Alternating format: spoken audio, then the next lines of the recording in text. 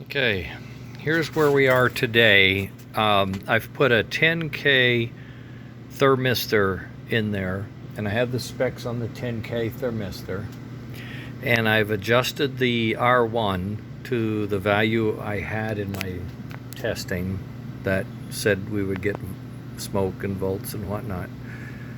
And I've built the a stand where I've got a temperature probe touching the heater core.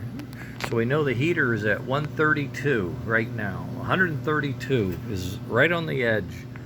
We're only putting out 4.4 volts to get that 132. And we have a wisp, I will say, a wisp of smoke. And that's without any huffing and puffing and blowing and carrying on, which is a little hard to do. But what I can do is show you the voltage, and I'll start blowing on it as if I'm chuffing. And you'll hear this because I'm going to count this out now. 1, 2, 3, 4, 5, 6, 7, 8, 9, 10, 11, 12, 13, 14, 15, 16, 17. Okay, so I did about 16 chuffs. And the temperature stuck. Voltage went up and the temperature stayed in the 120 to 130 range. Now we're at idle. We're thinking we're at idle. This is not a bad compromise as far as what we're expecting at rest, okay?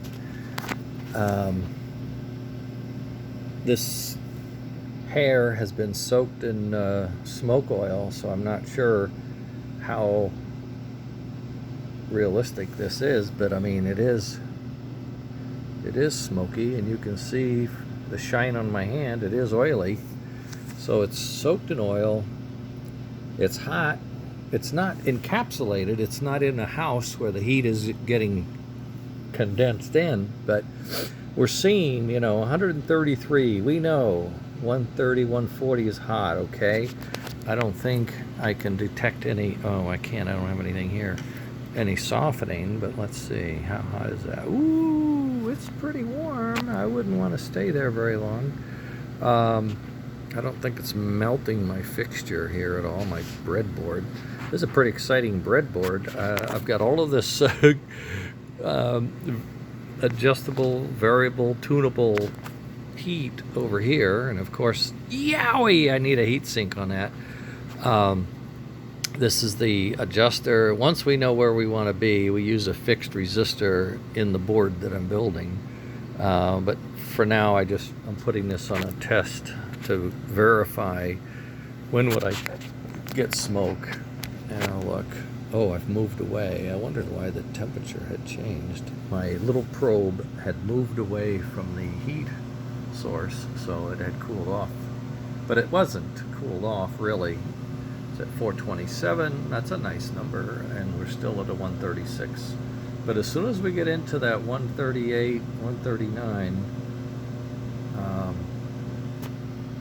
4.2, it drops.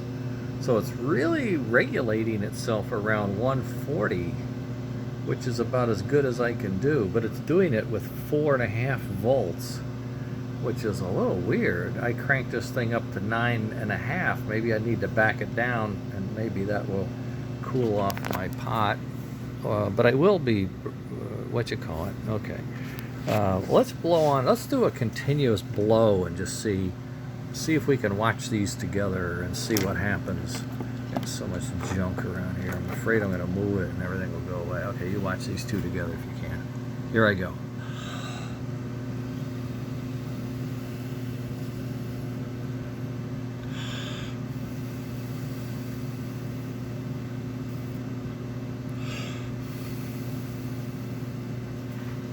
Okay, I was huffing and puffing on that thing, and it's smoking pretty jolly right now.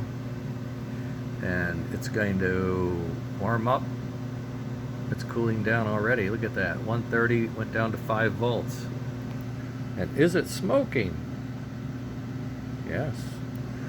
So when it's running, it might smoke more because it's cooling, which is interesting, isn't it?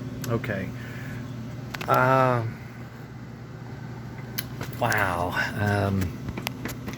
I guess I'm gonna have to build one to know any better, and see what happens, to see if it will smoke at these conditions. That's a 10 ohm resistor that's been scrubbed of insulation, so it's quite bare.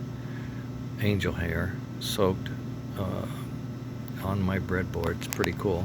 I'm going to turn this off now and just kind of unveil this test. Okay, here's the probe, right? That just has a little ball at the end, and it measures the temperature of whatever it's touching. This is the angel hair. As you know, we use it for our heat. There's the heater. It's just a nasty old 10 ohm heater, and if you look behind it, you'll see the little brownish, looks like a root beer barrel, a miniature root beer barrel, and that is the thermistor. That's a 10K thermistor, and it sends back resistance based on heat. The hotter it gets, the lower the resistance. The lower resistance, the lower the voltage. That's what we're getting. Pretty exciting. One thing I forgot to do was to turn on my... Oh, I didn't put that over there. Oh, I could have put it over there. Maybe. No, I can't. I don't know if I can. Well, we'll see. All right. I think I'm at the point where I'm going to have to put one together in a heater. I mean, I'm getting smoke. I'm going to document what I adjusted the R1 to something. I don't know what. I'm going to test that. Write that down as my note, and then I'll see if I'm close enough. Okay. I'll post this, and if anything exciting happens, I'll get back to you. Step by step, you know. We now have an adjustable voltage regulator that does what it's supposed to. I'm now trying to get into the range of smoke and heat and control, and making sure that this thing is gonna puff what it's supposed to, and not puff and not melt. We want smoke and not melt. Okay. More later.